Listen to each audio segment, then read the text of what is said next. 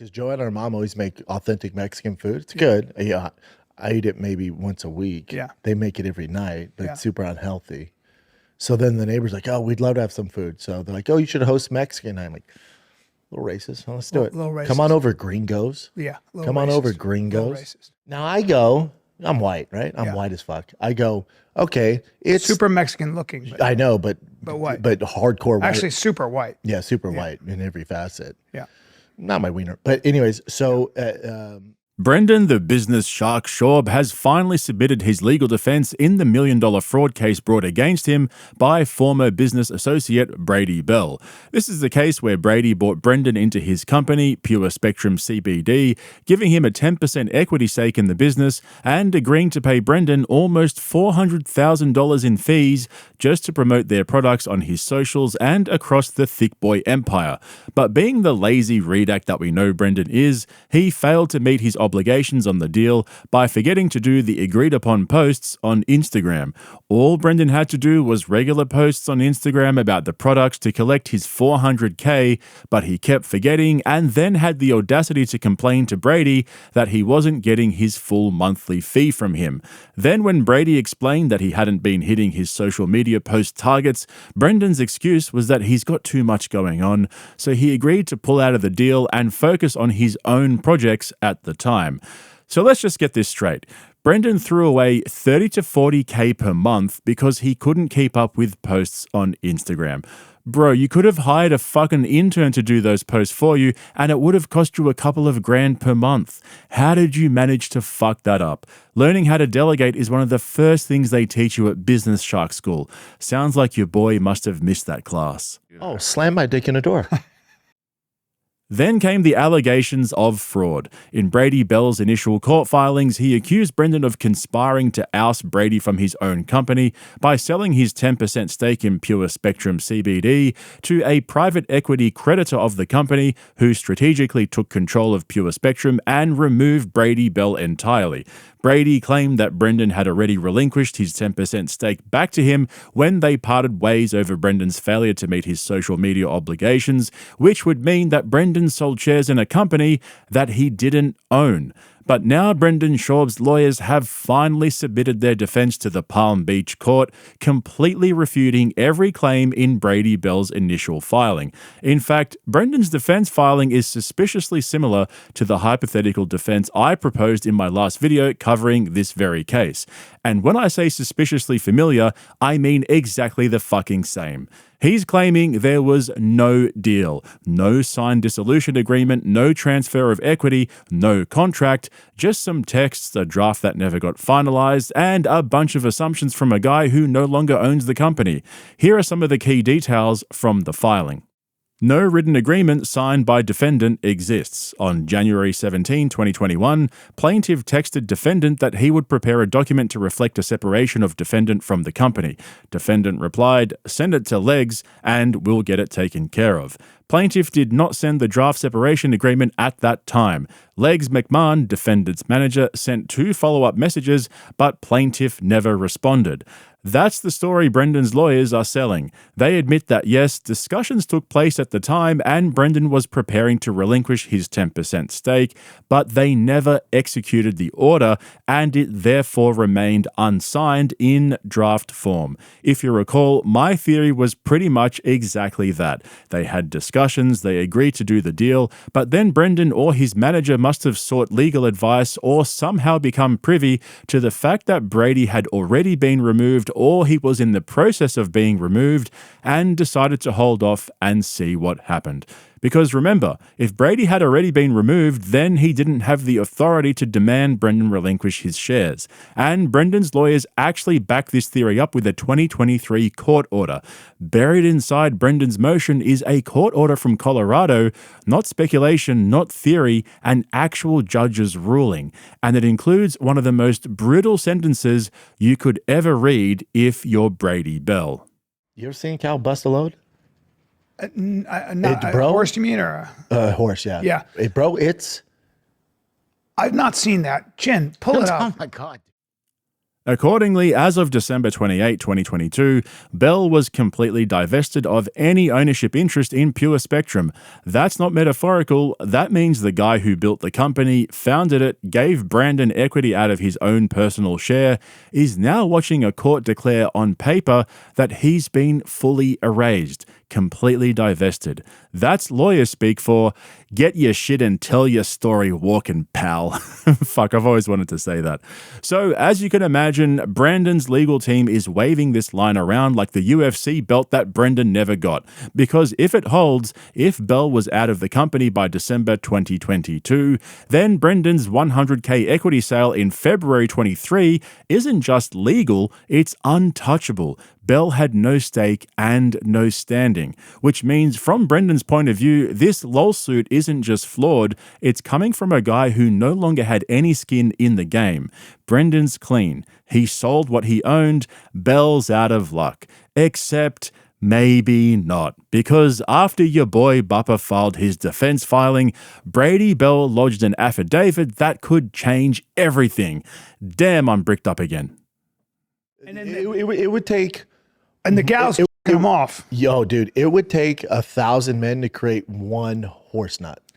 Now, the thing is, when I bought my first wife a large black horse. Just days after Brendan filed that motion, Brady Bell responded with a notarized affidavit, which marks the first sworn testimony in this case.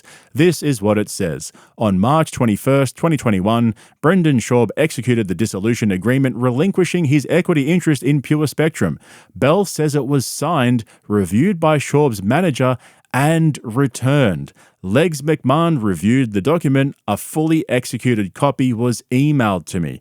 Okay, so Brady's claiming again that Brendan's story is bullshit because Legs sent back the fully executed copy via email. According to Brady, it didn't remain in draft form, unsigned, gathering dust in Schaub's inbox.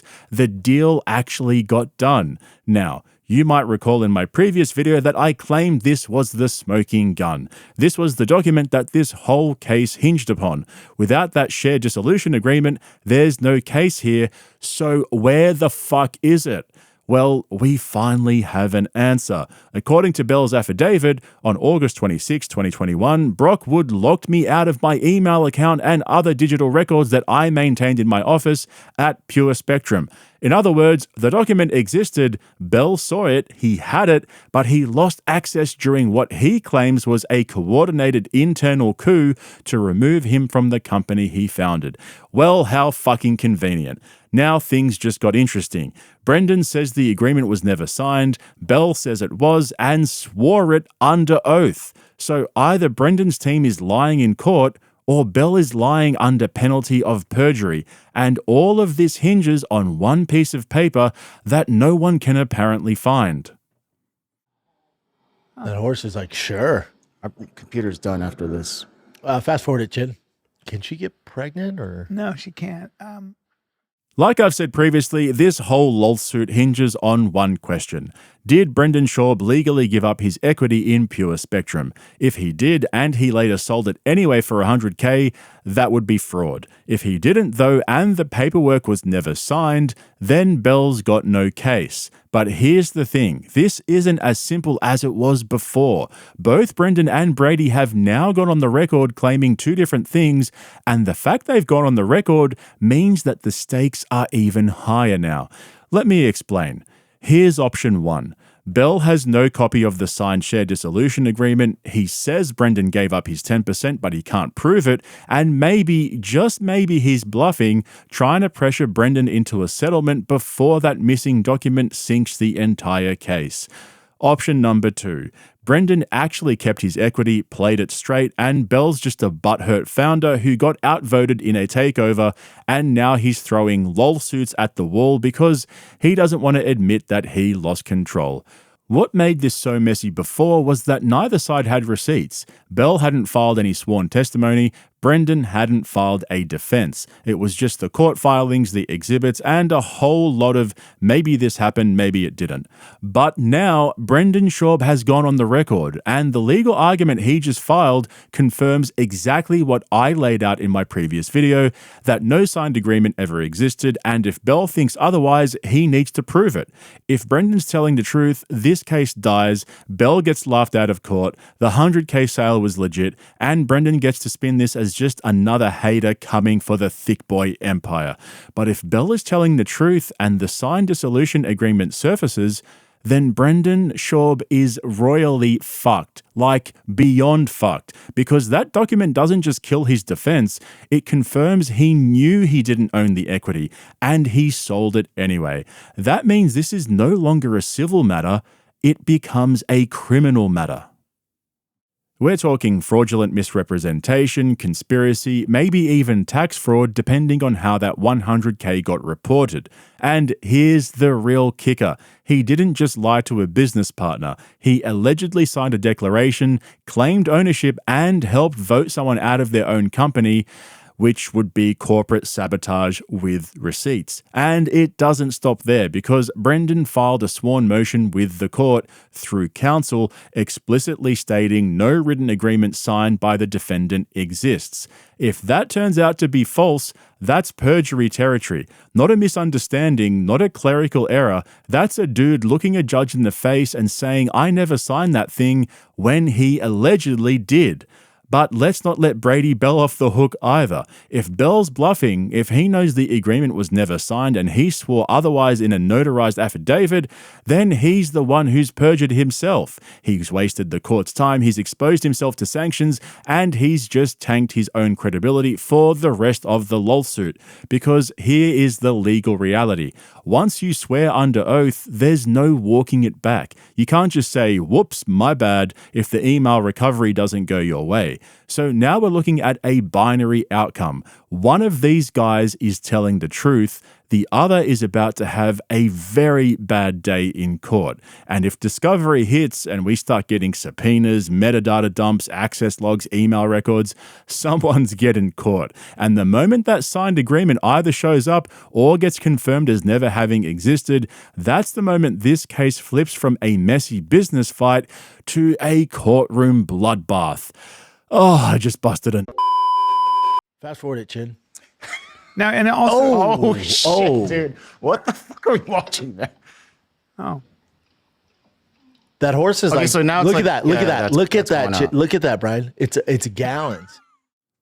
So like I said, the lawsuit just got interesting, not because of what's been proven yet, but because we've officially reached the point where someone is lying under oath. And whoever fumbled this document, whether it's Bell losing it or Brendan pretending it doesn't exist, it's going to get exposed the second discovery kicks in. If Brendan's team pushes this to trial, they risk letting Bell dig through emails, subpoena old backups, and possibly surface the exact document Brendan just swore did not exist. If Bell's bluffing, that'll get exposed too, but until then, like I said, the stakes could not be higher. So if you want to keep following this case, and you know you do, I mean, what are we doing here, B? Make sure you subscribe to both channels, Podcast Cringe and Podcast Cringe Bites, and hit the link in the description for my Patreon where you'll find my exclusive uncensored videos covering the usual suspects. Thanks for watching, guys. I'll catch you in the next one.